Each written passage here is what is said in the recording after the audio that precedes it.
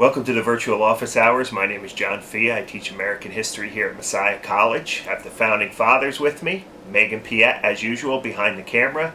We are going to be interviewing Megan next week on the last office hours of the academic year, 2013-14 academic year. So that should be a highlight. Megan's getting ready and prepping for that interview.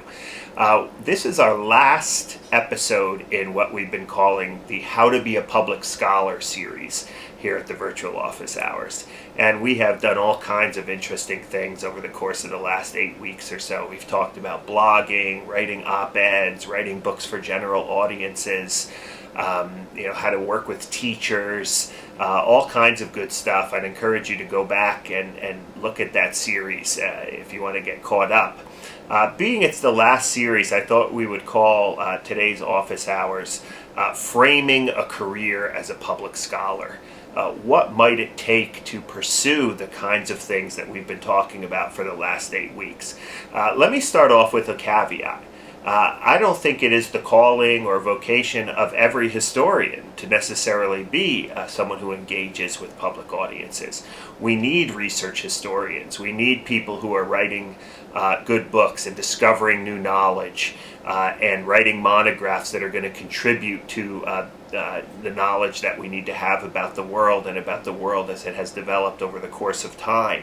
So by no means am I saying that all historians should be engaging in this, but as I write on my blog and as I talk to other people, there are others who want to sort of think about their careers in different ways than just sort of doing research and producing new knowledge. So I think that's one of the reasons why we started this series. We need good teachers. We need good people engaging with research. We need good public speakers and public intellectuals and public scholars out there as well. So I start off today with that caveat.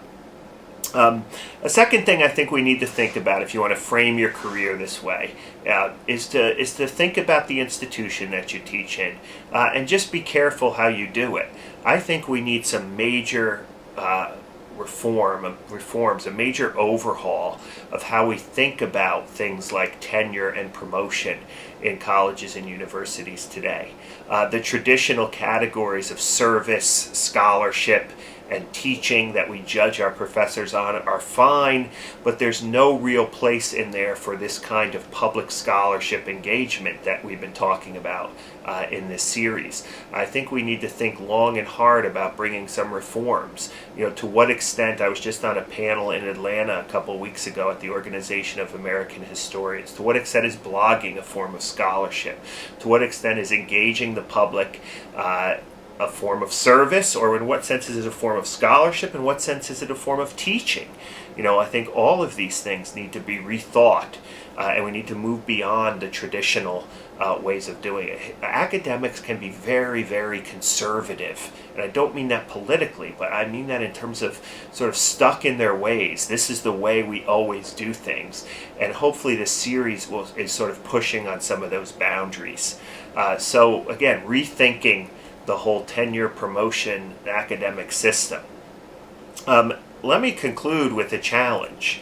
And the challenge is this. If you do want to be a public scholar, if you do want to engage the public with good historical thinking, I'll challenge you to think about who your audience is.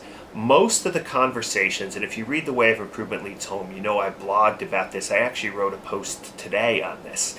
Most of the conversations that scholars have about engaging the public have to do with writing in places that are venues in which few ordinary people read. It's great that you write an essay in the New Yorker, or you review a book in the New York Review of Books or the New York Times Book Review.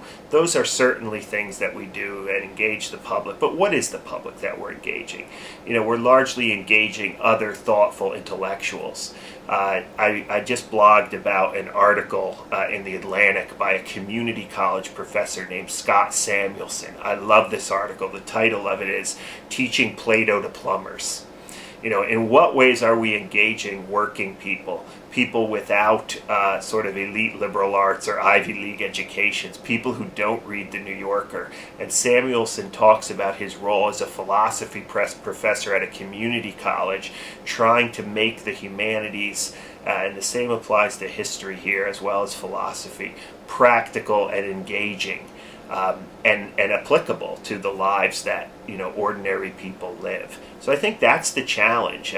We referred to Nicholas Kristof's New York Times op-ed piece, "Professors, We Need You," and I've tried to suggest that Kristof is right.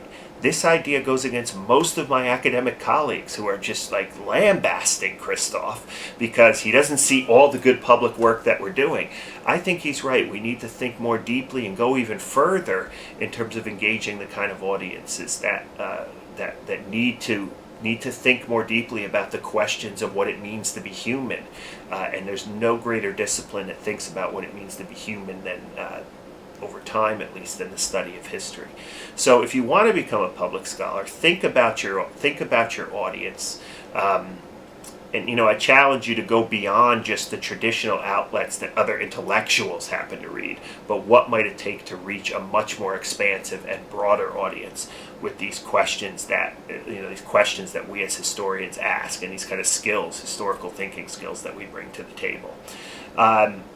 Again, let me push you to go back and look at the previous episodes of this. If this is the first one you're seeing, watch this video for some creative ideas. At least we think they're creative about how to be a public scholar. And I hope you enjoyed this series. We'd appreciate any feedback that you can give us on the series at my email address or get in touch with us through the blog. And this has been fun. I hope it's been informative. And we will be back next week with Megan Piet. And we'll wrap it up for the semester. Thanks for watching.